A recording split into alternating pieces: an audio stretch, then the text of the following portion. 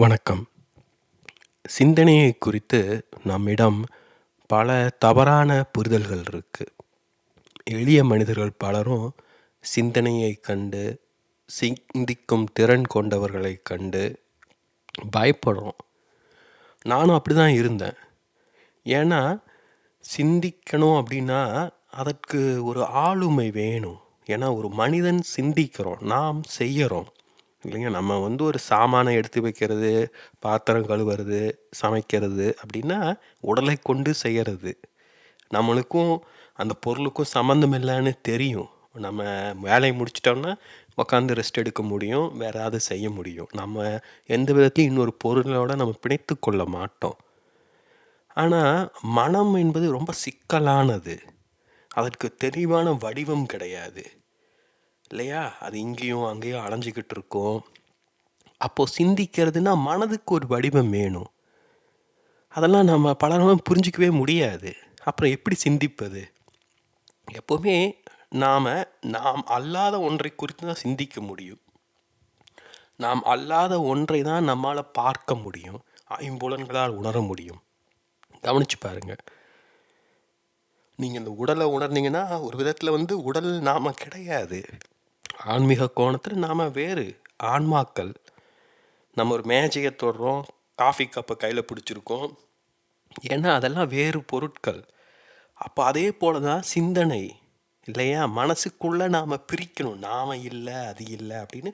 அப்போது அந்த எண்ணங்கள் நாம் இல்லைன்னு புரிஞ்சுக்கிட்டோம்னா அங்கேயே சிந்தனை தொடங்குது.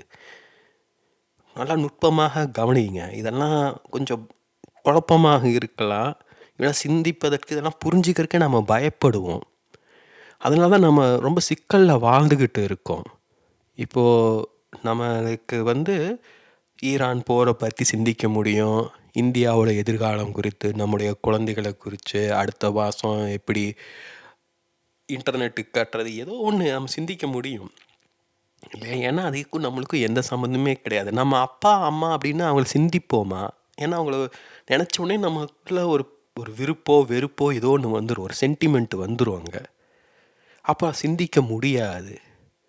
அப்போ நம்மிடமிருந்து விலகி இருக்கிறவனை தான் சிந்திக்கணும். அப்போது நாம் நம்முடைய அப்பா அம்மாவிலிருந்து எப்படி விலகுவது? அந்த எமோஷ்னல் பாண்டை, அந்த பாச பிணைப்பை அறுப்பதற்கு சிந்தனை தேவைப்படும். அதெல்லாம் தேவையான்னு நம்ம நினைக்கலாம். அதுதான் ஆனால் ஆன்மீகம் இல்லையா? பற்றுக பற்றற்றான் பற்றினை, அப்பற்றை பற்றுக பற்று விடற்கு. எதையாவது ஒன்று பிடிச்சிட்டு மற்றதெல்லாம் கைவிடணும். அப்போ சிந்தனையை பிடிச்சிக்கலாமா? பண்ணலாம் கண்டிப்பாக. நல்ல உதாரணம் ஜெய கிருஷ்ணமூர்த்தி. அவர் வெறும் சிந்தனையை மட்டும்தான் முன்வைத்தார். கடவுள் கொள்கை கோட்பாடு எதுவுமே கிடையாது. சிந்தனை சிந்திக்க கற்றுக்கொள். அதனால தான் அவர் தியானத்தை கூட முன்வைக்க மாட்டார். ஏன்னா நாம் பண்ணுற தியானம் எல்லாமே பெரும்பாலும் மனதை மந்தமாக்குவதற்கு தான் பயன்படுது. நான் பல்வேறு ஆன்மீக சாதகர்களோட பழகியிருக்கேன். நான் தத்துவத்துல எல்லாம் இவ்வளோ ஆர்வமாக ஈடுபடுவதற்கு காரணமே அதுதான். பல ஆன்மீக சாதகங்களும் அப்படியே ஒரே செயலை செஞ்சு மந்தம் போயிடுவாங்க. உண்மையில் ஒரு கஞ்சா குடிச்சிட்டு உட்காந்து கிடக்கிறவனுக்கும் ஒரு தியானிக்கும் பெரிய வித்தியாசம் இருக்காது. கஞ்சா குடிச்சவனுக்கும் என்ன நடக்குதுன்னு சொல்ல முடியாது. அதுக்கான வார்த்தைகள் இருக்காது. பேண்ட் இருப்பாங்க. அதே போல் தான் ஒரு தியானியும் பார்த்திங்கன்னா, அவர் புன்சிரிப்போடு அப்படியே இருப்பார். ஆனால் அதுக்குள்ளே என்ன நடக்குதுன்னு அவர் ஒரு கவனம் இருக்கும். அந்த கவனம் ஒரு அழகாக இருக்கும். போதையில் இருக்கிறனுடைய சிரிப்பு கேவலமாக அசிங்கமாக இருக்கும். ஆனால் ஒரு சுயநினைவோடு அந்த புரிதலோடு இருக்காருன்னா அதுவே ஒரு கம்பீரத்தை கொடுக்கும். ஆனால் அதனால் நம்மளுக்கு பயன் இருக்காது. எல்லாருமே அந்த மாதிரி தியானம் செய்ய போயிட்டோம் அப்படின்னா நாட்டை யார் காப்பாற்றுறது? வீட்டை யார் பார்த்துக்கிறது? யோசிச்சு பாருங்க. அதுவும் வேணும், இதுவும் வேணும். உண்மையான ஒரு நல்ல ஆன்மீகம்ங்கிறது இரண்டுக்கும் சமநிலையை பேணுவது தான். இப்போ அதுதான் சிந்தனை மூலமாக புரிஞ்சுக்கணும். இப்போது அந்த சிந்தனையை நம்ம வெவ்வேறு விதங்களில் பார்க்கலாம். இது எப்படி ஆன்மீகமாகும்? ஏன்னா எனக்கும் இந்த தவறான புரிதல்கள்லாம் இருந்தது. உதாரணமாக எனக்கு நல்லா கணினி நிரல்கள்லாம் எழுத வரும். ஆனாலும் நான் பெரிய நிறுவனங்களில் வேலைக்கு சேருவதற்கெல்லாம் தயக்கமாக இருந்தது. என்ன காரணம்னா, எனக்கு இயல்பில் கலையின் மீது ரொம்ப ஆர்வம். ஆன்மீகத்தில் ரொம்ப ஆர்வம். நான் சிந்திக்க கற்றுக்கிட்டேன் அப்படின்னா, அந்த கலை மீதான ஈடுபாடு போயிருமோ, அந்த பிடிப்பு போயிருமோன்னு பயமாவே இருந்தது. உதாரணத்துக்கு ஆர்ட்ஸ் அண்ட் சயின்ஸுன்னு இருக்கும் இல்லையா காலேஜ், அதுக்கும் என்ஜினியரிங்க்கும் யோசிச்சு பாருங்க. என்ஜினியரிங்னா ஒரு அப்ளைடு சயின்ஸ் அது. ஆனா ஆர்ட்ஸ் அண்ட் சயின்ஸுங்கிறது வளவளா கொழகொழான்னு இருக்கும். இப்ப அப்படிதான் நம்ம பலரும் வந்து கலைனா ஒண்ணு, ஒரு சிந்தனைனா ஒண்ணு இப்படிலாம் பிரிச்சு வச்சிருக்கோம். அப்புறம் சிந்தனையாளர்கள் எல்லாமே பார்த்தீங்கன்னா, பெரிய அகங்காரிகளாக இருப்பாங்க.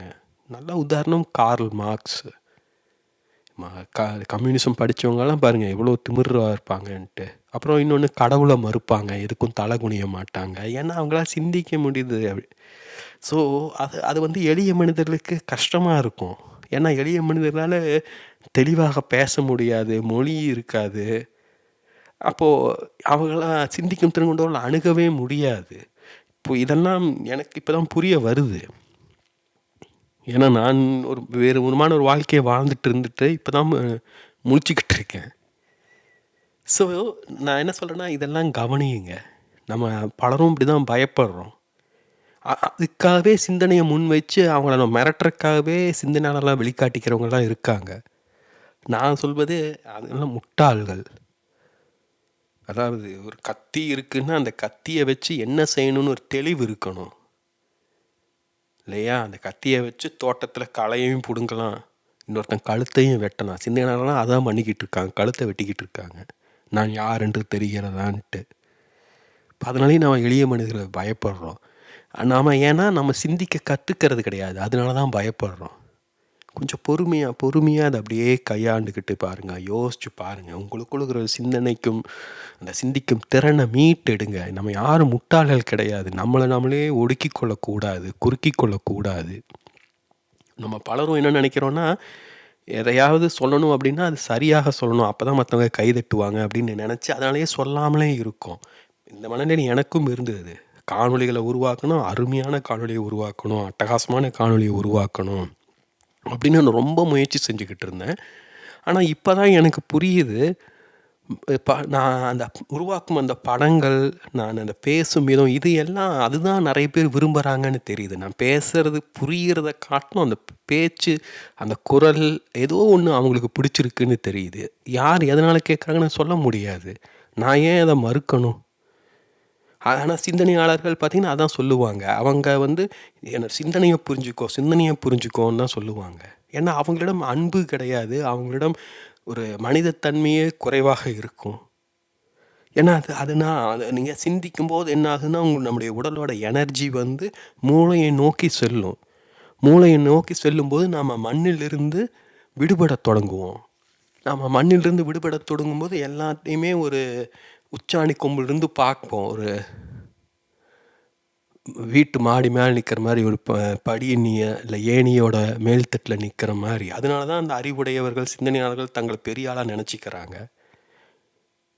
அப்படி கிடையாது. அவங்களுக்கு அவங்க வந்து அவ்வளோ தூரம் போறதுக்கு காரணம் அவங்க அகங்காரம். அகங்காரத்த ஊறி பெரிதாக்கி அவங்க சிந்திக்கிறாங்க. அப்படியே வளர்ந்துக்கிட்டே போவாங்க. அவங்க பெரும் துக்கத்தில் இருக்காங்க உண்மையில். இனிமேல் இதெல்லாம் தெரிய வரும். நீங்க கவனிச்சுக்கிட்டே இருங்க. ஏன் நான் சொல்றேன் அப்படின்னா, அந்த சிந்தனையாளர்களால எளிய மனிதர்களோட தொடர்பே கொள்ள முடியாது. ஏன்னா நானும் அப்படி இருந்திருக்கேன். என்னால ரொம்ப சிக்கலான தத்துவ கருத்துக்கள குடுத்து மணிக்கணக்குல பேச முடியும். ஆனா, ஒரு எளிய பெண்ணிடம், ஒரு சாதாரண மனிதரிடம், ஒரு கடைக்கு காஃபி வாங்க போறோம்னா, அவங்க கிட்ட என்னால பேச முடியாது. நான் என்னுடைய குணமடைதலுக்காக ஒரு பெண்ணிடம் பேசிக்கிட்டு இருந்தேன். அப்ப அவங்க தான் சொன்னாங்க, "மோகன் உன்கிட்ட பேசுனா அவ்வளோ மகிழ்ச்சியா இருக்கு. ஏன் நீ உன்ன ஒளிச்சு வச்சிருக்க?" அப்படின்னாங்க. ஏன்னா, அந்த சின்ன வயசுலேருந்தே இந்த மனப்பதிவு இல்லையா? இதெல்லாம் சொல்றேன். இதெல்லாம் சிந்தனையை கொண்டு தான் கடக்க முடியும். நெறைய நம்ம செய்ய வேண்டியது இருக்கு. இப்போ சிந்தனை எங்கெங்கெல்லாம் கொண்டு போகும்? சிந்திப்பதனால நம்ம ஆன்மீகத் தன்மையை இழந்து விட மாட்டோம். முட்டாளாக இருப்பது ஆன்மீகம் கிடையாது. நான் அப்படிதான் நெனச்சுக்கிட்டு இருந்தேன். ஏன்னா நம்மளுக்குன்னு ஒரு அடையாளம் இருந்ததுன்னா, அகங்காரம் இருக்கும். அகங்காரம் இருந்துன்னா யாரையாவது காயப்படுத்துவோம். ஆன்மீகம்னா அகங்காரமற்று இருப்பது தானே! அப்போ யார் என்ன வேணாலும் என்ன காயப்படுத்தட்டும். நான் யாரையும் காயப்படுத்தக்கூடாதுன்னு நெனச்சு வாழ்ந்துகிட்டு இருந்தேன். ஆனா, அத எல்லோருமே தங்களுக்கு சாதகமாக பயன்படுத்திக்கிறாங்க. அப்ப இதெல்லாம் நான் சிந்தனையை கொண்டு தான் புரிஞ்சுக்கிட்டு வரேன் இப்போ. அப்போ நம்மளை காத்து கொள்வதற்கு நம்மளுக்கு ஒரு அகங்காரம் வேணும். அந்த அகங்காரத்தை உருவாக்கணும்னா சிந்தனை வேணும். அதே சமயம் அகங்காரம் இருந்தால் தான் சிந்திக்க முடியும். ஏன்னா நாம் சிந்திக்கணும். இது நாம் செய்யும் செயல் சிந்தனை என்பது. அது ஒரு உடற்பயிற்சி போல் மனப்பயிற்சி. ஆனால் ரொம்ப எளிது, ரொம்ப சுவாரஸ்யமானது. அதை நீங்கள் கற்றுக்கிட்டீங்கன்னா நீங்கள் விடவே மாட்டீங்க. ஏன்னா நான் கற்றுக்கிட்டேன். அதனால தான் அவ்வளோ ஆர்வமாக சொல்லிக் கொடுக்க பார்க்குறேன். சிந்திக்க கற்றுக்கிட்டிங்கன்னா வாழ்க்கையே மாறிடும். ஆனால் அது கொஞ்சம் கொஞ்சமாக தான் நடக்கும். உடனே உங்களுக்கு தெரியாது.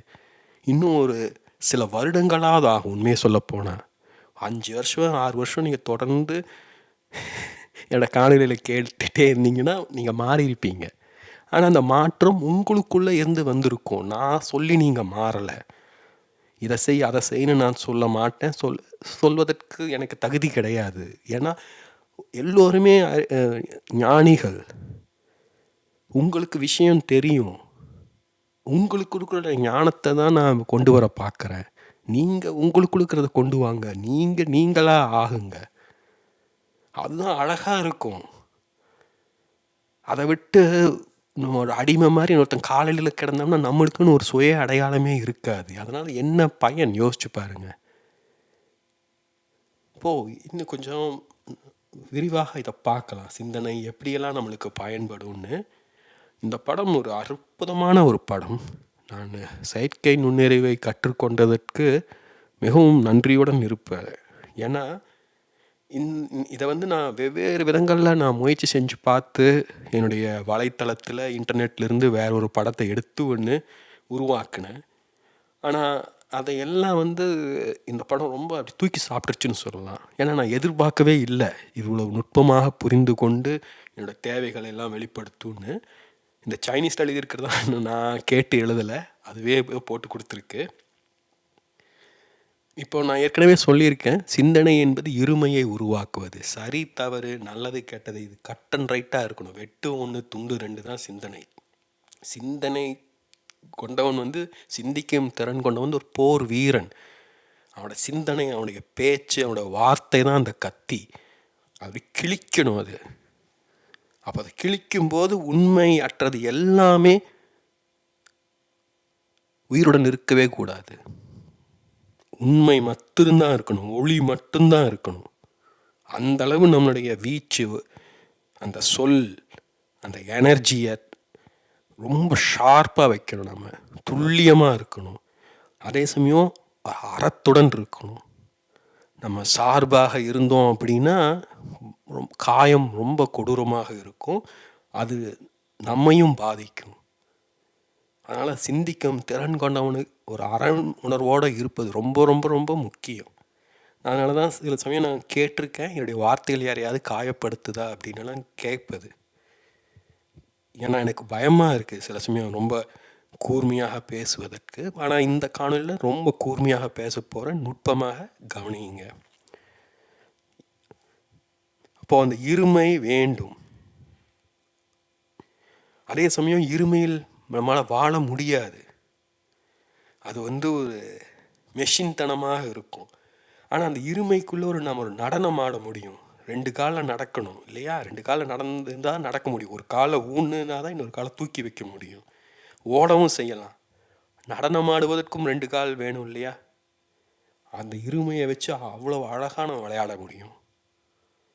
அப்போ நடனம் ஆடும்போது கவனித்து பார்த்திங்கன்னா நம்ம ஓடுவோம், நடப்போம், குதிப்போம். 2 காலம் அந்த இடத்துல இருக்கும், 2 காலம் ஆழமாக போயிருக்கும், எல்லாமே இருக்கும். அதுதான் அழகு நடனத்தில்.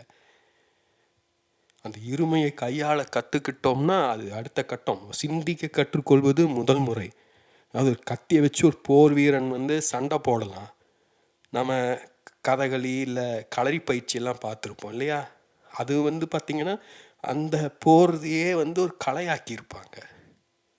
அந்த உடல் அசைவுகள், அவங்க உடலில் வெளிப்படும் அந்த வீரம், அந்த நுட்பம் எல்லாம் எவ்வளோ அழகாக இருக்கும். நான் அப்படிப்பட்ட ஒரு சிந்தையாளன் தான் சொல்கிறேன். நான் உருன்னு அப்படியே கவசத்தை அணிஞ்சிக்கிட்டு முறைச்சி பார்த்துக்கிட்டு இருக்கிற சிந்தையாளனை நான் சொல்லலை. சிந்திக்கும் திறன்கொண்டவன் நடன கலைஞனாக இருக்கணும். அதுதான் இந்த படம் காட்டுது. இது எல்லாமே உங்களுக்கு தெரிஞ்சிருக்கும். தாவோயிசத்துடைய முக்கியமான படம் இந்த இன்யாங் படம். இந்த கருப்பும் வெள்ளையும் கலந்த அந்த வட்டம். அதில் கவனிங்க, அது ஒரு மீன் போல் இருக்குது. அப்போது அது என்ன நடக்குதுன்னா, அந்த கருப்பும் வெள்ளையும் துல்லியமாக இருக்காது. எப்போவுமே வெள்ளை அதிகமாக இருக்கும், கருப்பு குறைவாக இருக்கும் இல்லையா? இப்போ பகல் மத்தியானம் 12 மணிக்கு வெளிச்சம் அதிகமாக இருக்கும், இரவு 12 மணிக்கு இருள் உச்சத்தில் இருக்கும்னு சொல்லாமல், மற்ற நேரங்களில் என்ன ஆகுது? குறையுது இல்லையா? பகல்லையும் அதாவது காலையில் நேரத்துலையும் வெளிச்சம் குறைவாக தான் இருக்கும், மாலை நேரத்துலையும் வெளிச்சம் குறைவாக தான் இருக்கும். அப்போது அந்த வெள்ளை புள்ளி, அந்த பெருசாக இருக்கிற வெள்ளை தான் பகல்னு நினச்சிக்கோங்க. அது உச்சத்தை அடைஞ்சிருச்சுன்னா அது இருளை நோக்கி சென்று தான் தன்னை சமநிலைப்படுத்தி கொள்ளும். அதுதான் அதுக்குள்ளே இருக்கிற கருப்பு புள்ளி காட்டுது. இது ரொம்ப அழகான படம். இந்த படத்தை நீங்கள் புரிஞ்சுக்கிட்டாலே உங்களுக்கு நிறைய தெளிவுகள் கிடைக்கும். எப்போவுமே துக்கத்தின் உச்சத்தில் நீங்கள் அடுத்து மகிழ்ச்சியை அடைவீர்கள். உங்களுடைய துக்கம் எவ்வளவு ஆழமாக இருக்கோ அவ்வளவு உச்ச மகிழ்ச்சியை நீங்கள் உணர்வீங்க. இது வாழ்வில் நியதி. அப்புறம் இது இயங்கிக்கிட்டே இருக்கும், நிலையாக இருக்காது. நம்ம சிந்தனைக்கு ஓரளவு நாம் தெளிவான புரிதல்களை வைக்கணும். சரி தவறுன்னு துல்லியமாக இருக்கணும். அதான் நான் சொல்கிறேன், முதல்ல அதை தெளிவுபடுத்திக்கிட்டே போயிட்டு அப்புறம் நம்ம நடனமாக தொடங்கும் போது அது ரெண்டும் கலந்துக்க தொடங்கும். இது அந்த நடனமாடும் நிலைன்னு சொல்லலாம். அதை போல தான் இருளுக்குள்ளே அந்த ஒளி உருவாகும். ஸோ ரொம்ப நுட்பமானது. ஆனால் இது ஒரு சிந்தனையால் ஒருத்தர் உருவாக்கியிருக்க முடியுமா? யோசிச்சு பாருங்கள். அற்புதமான ஒரு சிம்பல் இது. அதுதான் தாவோயிசம். அவங்க அப்படியே தியானத்தை நோக்கி போகிறது. அவங்க சிந்தனையே முன்வைக்க மாட்டாங்க. ஆனால் அந்த அந்த புரிதலெல்லாம் ரொம்ப ஆழமானது. நம்ம தற்காலத்துக்கு அந்த இடத்துக்கு போக முடியாது. ஏன்னா அப்போது மனிதர்களே இயல்பாக இருந்திருப்பாங்க. யோசிச்சு பாருங்கள். அதாவது ஒரு கிராமத்தில் ஒரு புதிய விருந்தினர், ஒரு வெளியூர்க்கார் வந்தாங்கன்னா ரொம்ப மகிழ்ச்சியாக இருப்பாங்க. ஏன்னா அவங்க வாழ்க்கையில் புதிய மனிதர்களை எதிர்கொள்வது ரொம்ப அரிதாக இருக்கும். அப்புறம் மனிதர்களுக்கு ஒரு வெள்ளந்தித்தனம் இருக்கும் அவங்களுக்குள்ள. இப்போ இயல்பாகவே வரவேற்பாங்க. நான் ஒரு காணொளி பார்த்துட்டு இருந்தேன். இப்போ மங்கோலியாவில் பார்த்திங்கன்னா அது ரொம்ப சகஜம். ஏன்னா அங்கே நாடோடி மக்கள் ரொம்ப தூரத்துக்கு தனித்தனியாக வாழ்ந்துக்கிட்டு இருப்பாங்க. பல கிலோமீட்டர்களுக்கு தள்ளி தள்ளி தான் ஒரு குடும்பமும் இருக்கும். இப்போ யாராவது பயணம் செய்கிறாங்க, திடீர்னு ஒரு பிரச்சனை, தண்ணி வேணும், தங்கம் இடம் வேணும்னா அவங்க தயங்காமல் யாரை வேணாலும் அணுகலாம். எல்லோருமே வரவேற்று உபசரித்து அவங்களுக்கு மதித்து அவங்களுக்கு இடம் கொடுத்து கவனிச்சிக்குவாங்க. அது அவங்களோட இயல்பு. ஏன்னா ஒரு திருடும் நோக்கத்து இருக்கிறவன் அங்கே போய் திருட போக மாட்டான். ஆனால் இன்றைய காலம் வேறு. இப்போது அந்த கால தாவோயிச ஞானிகள் அந்த மாதிரியான மனநிலை கொண்டவர்கள், வாழ்க்கை இருந்தவங்க. இன்றைக்கி நம்ம அப்படி இருக்க முடியாது. ஆன்மீகம்னு சொல்லிட்டும் பொய் சொல்கிறாங்க, ஆன்மீகவாதிகளிடமும் பொய் சொல்கிறாங்க.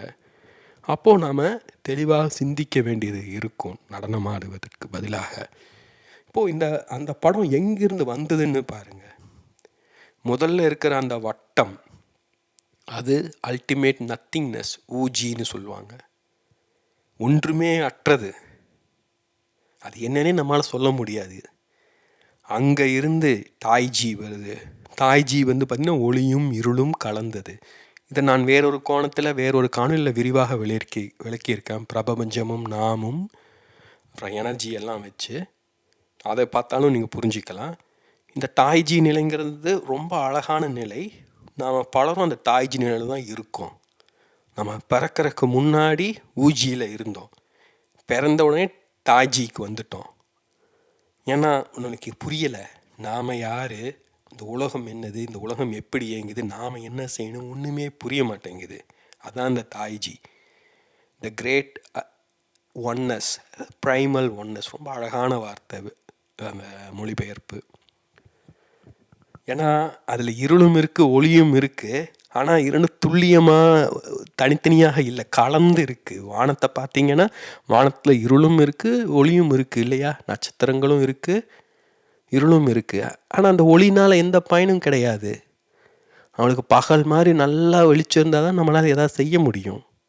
நட்சத்திர ஒளியில் ஒன்றும் பெருசாக பண்ண முடியாது நம்மளால்.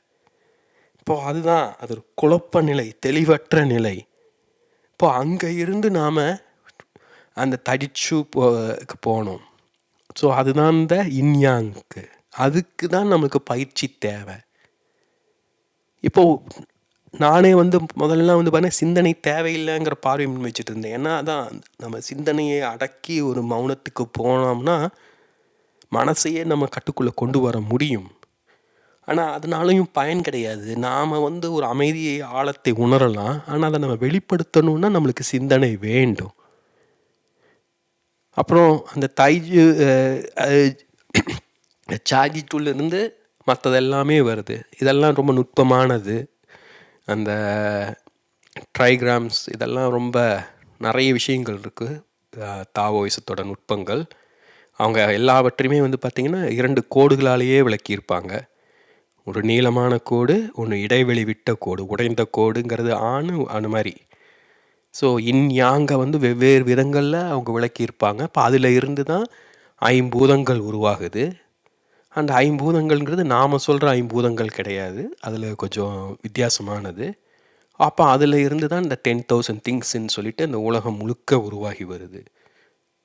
இப்போ அதில் கவனித்து பார்த்தீங்கன்னா இந்த யாங் அந்த பிரிவு தான் ரொம்ப முக்கியமானது. அதுதான் அந்த சிந்தனையை உருவாக்குவது. அதுதான் நான், நீ, நாம், மற்றவர், நல்லது கெட்டதுங்கிற பிளவை உருவாக்குவது. ஆனால் இவங்க அந்த ஒரு ஆன்மீக கோணத்தில் ஒரு மெய்ஞான புரிதலின்படி விளக்கியிருக்காங்க. இப்போ நான் சிந்தனையை முன்வைப்பதனால நான் வேறு கோணத்தில் விளக்கியிருக்கேன். இப்போது அதுதான் இந்த மீ சிம்பல்.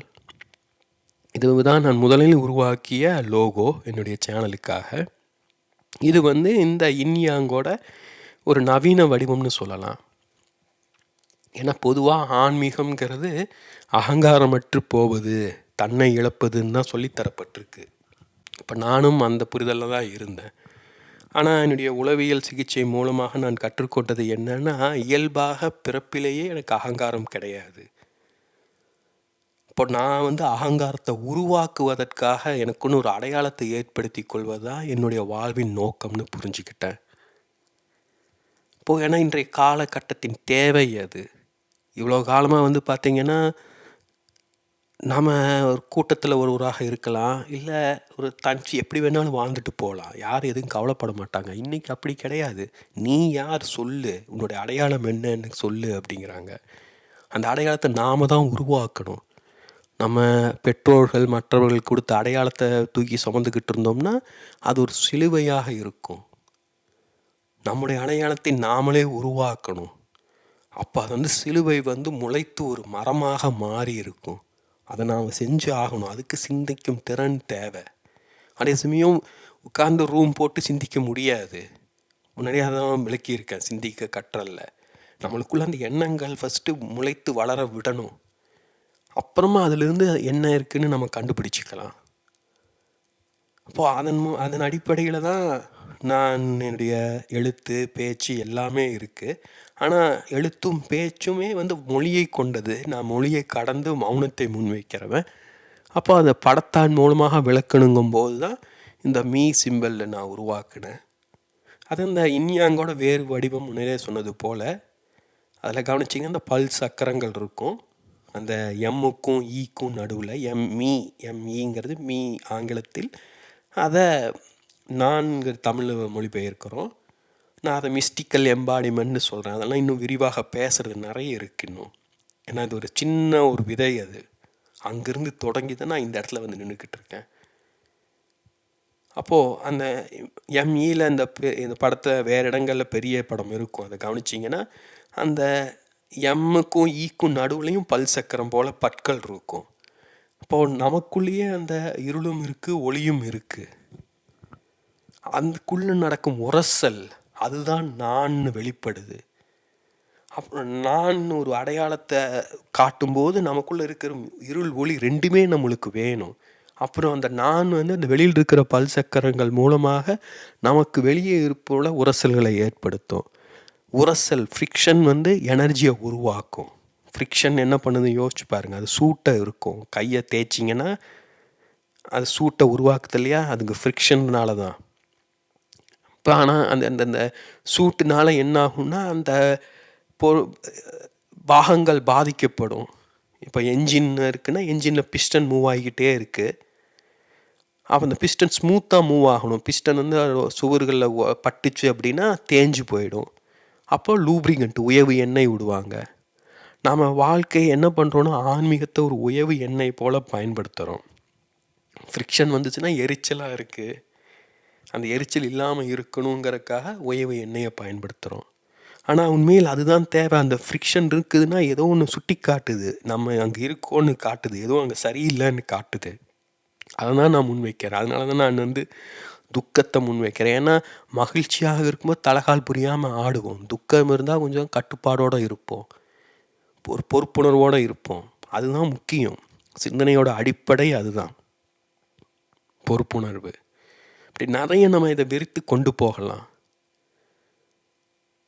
நான் எப்போதுமே சொல்லுது, ஆன்மீகம் என்பது ஒரு நிறைவான வாழ்க்கை வாழ்வதற்கான வழிமுறை. அப்போ நிறைவான வாழ்க்கைனா என்னன்னு ஒரு தெளிவு நம்மக்கிட்ட இருக்கணும் இல்லையா? அது நம்மளுக்கு தெரியுமா? நம்ம நிறைவான வாழ்க்கைன்னா எதை நினச்சிக்கிட்டு இருக்கோம்? அது நாமளாக புரிந்து கொண்டு உருவாக்குனதா, வேறு யாராவது சொல்லித்தந்து நாம் ஏற்றுக்கொண்டு இருக்கோமா? நான் சொல்லுவது சிந்திப்பதற்காக, நாமளாக சிந்திக்கணும்னு சொல்கிறேன். இன்னொருவர் சிந்தனையை புரிந்து கொள்ள சொல்லலை. அது நம்மளுக்கு தேவை கிடையாது. நம்ம யாராக வேணாலும் இருக்கலாம், நம்மளுக்குன்னு ஒரு அடையாளம் இல்லாமல் இருக்கலாம், நம்ம ஒரு எளிய மனிதராக இருக்கலாம். ஆனால் நம்முடைய வாழ்க்கையை நாம தானே வாழ்ந்தாகணும். நம்முடைய வாழ்க்கைக்கு நாம தானே பொறுப்பு. இப்போ நம்முடைய வாழ்க்கையை நம்ம எப்படி வாழ்ந்தோம், அது இன்னைக்கு எல்லாருக்கும் முன்னாடியும் இருக்கும் கேள்வி. நம்முடைய வாழ்க்கையை நாம நம்முடைய முயற்சியால், நம்முடைய சிந்தனையினால் நம்ம வாழ்ந்தோம்னா அதுதான் நம்முடைய அடையாளம்.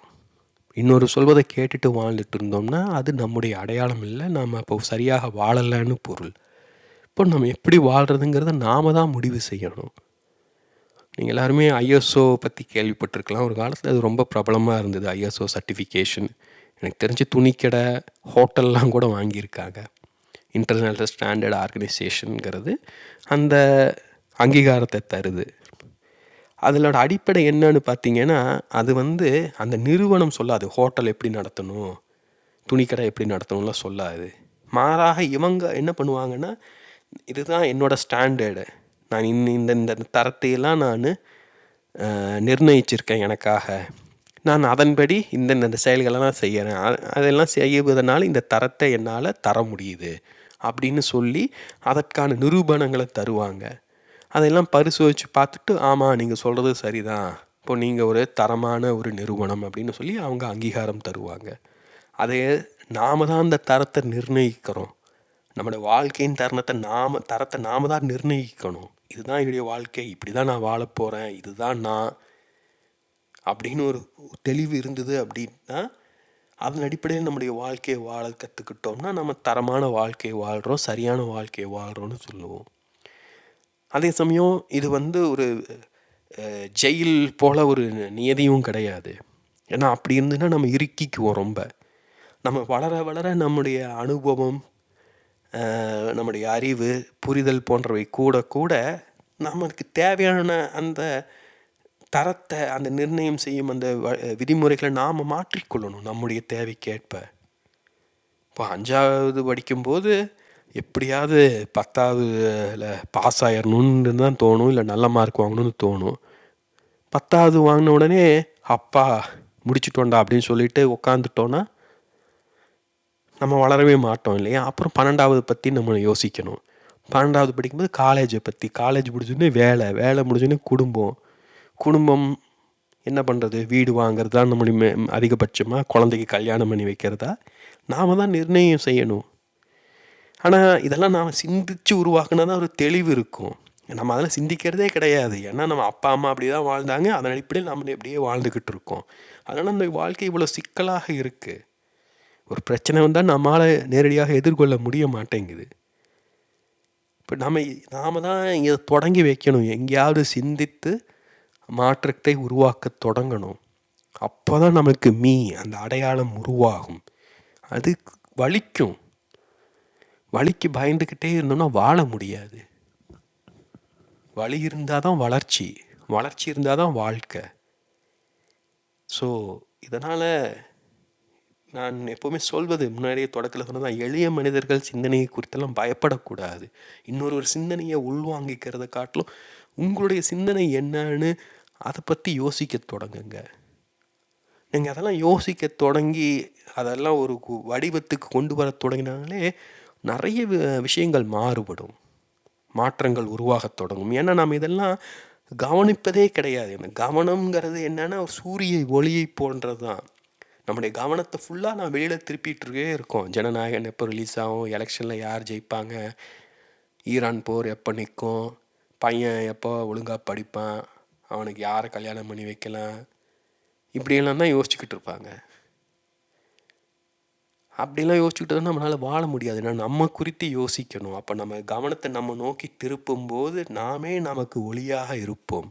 அதை தான் புத்தன் சொல்லியிருக்கான், அதை தான் இயேசு சொல்லியிருக்காரு, ஜெய கிருஷ்ணமூர்த்தி சொல்லியிருக்காரு, B a light and your self. So கவனத்தை உங்களை நோக்கி திரும்புங்க, உங்களை குறித்து சிந்திங்க. நான் முதல்ல சிந்தனையோட முக்கியத்துவத்தெல்லாம் நான் மறுத்து நானே சொல்லியிருக்கேன். அப்போது நிறைய பேர் கிண்டல் கூட பண்ணாங்க. ஆனால் நான் சொல்கிறது என்ன அப்படின்னா, சிந்தனையை வெளியில் நோக்கி சிந்திப்பது தவறுன்னு சொல்கிறேன். பல சிந்தனைகளை அதுதான் செஞ்சுக்கிட்டு இருப்பாங்க. சமூகம் எப்படி ஒழுங்காக வாழணும், எப்படி நிலாவுக்கு போகணும். மாறாக நம்மளை நோக்கி திருப்பணும். நாம் அடிப்படையாக கேட்க வேண்டிய கேள்வி, நான் யார், நான் எப்படி வாழ வேண்டும். இது ஒவ்வொருவரும் தன்னை நோக்கி கேட்க தொடங்கணும்னா எந்த அறிவுஜீவியும் உயிரோடு இருக்க மாட்டான். ஏன்னா அறிவுஜீவிகள்லாம் எப்படின்னா மற்றவங்களோட சிந்தனையை வாங்கி வாங்கி வாங்கி அப்படியே அடுக்கி வச்சு ஷோ காமிச்சிக்கிட்டு இருப்பாங்க. சிந்தனையாளர்கள் பலரும் பார்த்திங்கன்னா அப்படி தான் இருப்பாங்க. உண்மையான சிந்தனையாளன்கிறவன் அந்த சிந்திக்கும் செயலை செய்பவன். ஒரு நடனம் ஆடுபவன்னா என்ன அர்த்தம், அவனால் ஆட முடியணும், அப்போ தான் அவன் நடன கலைஞன். உட்காந்து நடனத்தை பற்றி பேசிக்கிட்டு இருக்கிறவன் நம்ம நடன கலைஞன்னு சொல்லுவோமா? அதை போல தான் சிந்திப்பவன் சிந்திச்சுக்கிட்டு இருப்பான், சிந்தனையை பற்றி பேசிக்கிட்டு இருக்க மாட்டான். நிறைய பேர் சிந்தனையை பேசி சிந்தனையை முன் வச்சு நம்மளை பயமுறுத்துறாங்க. ஐயோ அவர் என்னெல்லாம் பேசுகிறாருன்ட்டு. அதெல்லாம் சும்மா ட்ராமா. நாம் சிந்திக்க கற்றுக்கிட்டோம்னா இதெல்லாம் புரியும். இதெல்லாம் இல்லாததுனால தான் நானும் ஒரு எளிய மனிதனாக எவ்வளோ பேரை நம்பி என்னுடைய வாழ்க்கையை வீணடிச்சிருக்கேன். நீங்கள் சிந்திக்க கற்றுக்கோங்க. அப்படின்னா உங்கள் வாழ்க்கையை எடுத்துக்கோங்க. நீங்களாக வாழுங்க. அதுக்கு தான் நம்ம பிறந்திருக்கோம், வேறு எதுக்கும் கிடையாது. நாம் ஒரு அரசனுக்கு அடிமையாக இருந்து அவனுக்கு பிரமிடு கட்டுவதற்கோ தாஜ்மஹால் கட்டுவதற்கோ பிறக்கலை. நாம் கட்டுவது சின்ன மணல் வீடாக இருக்கலாம், ஒரு பொம்மை பிரமிடாக இருக்கலாம். ஆனால் அதுதான் நமக்கு பிரமிடு, அதுதான் நாம். அதை நாம் கற்றுக்கிட்டோம் அப்படின்னா அதுலேருந்து வளர்ந்துக்கிட்டே போகும். நம்ம வாழ்க்கை நம்மளை இழுத்துக்கிட்டே போகும். அதுக்கு முதல் அடியை நாம் தான் எடுத்து வைக்கணும்.